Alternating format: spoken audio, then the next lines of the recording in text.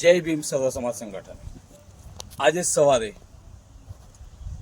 અમે હાઈકોર્ટ જઈ રહ્યા હતા અને હાઈકોર્ટ જતા રસ્તામાં અમે એક વસ્તુ જોયું ત્યારે અમે ટિંગ ઓપરેશન ચાલુ કર્યું. એની અંદર જોવા મળ્યું કે જમાદાર અંદર કેબિનમાં બેઠા છે અને એના ભાડુતી રાખેલા માણસો ત્યાં પૈસા ઉઘરાવે છે સાધનો વાળા જોડે.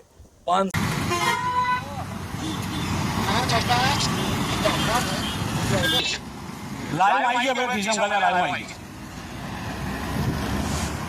કેમ છો પેલા ભાઈ ટીઆરબી માં છે કે પોલીસ સ્ટાફમાં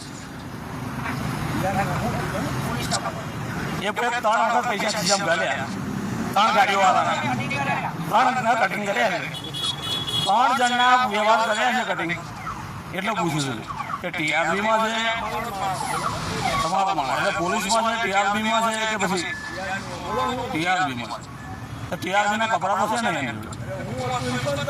પણ એ આ પૈસા ડાયરેક્ટ મેમો નથી આવતા અમે જોયું એટલે પૂછી દઈશું આપણને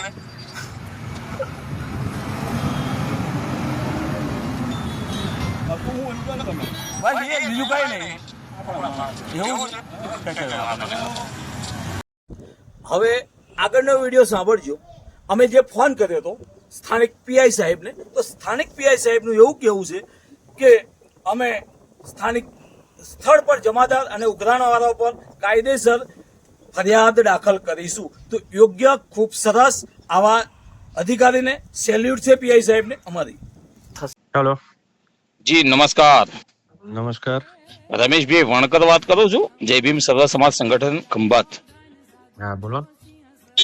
સાહેબ આપણે ધોળકામાં સિટીમાં પોલીસ સ્ટેશન આપણા હાથમાં જ લાગે છે. હા બોલો. આપણો આ વોટ્સઅપ નંબર છે સાહેબ.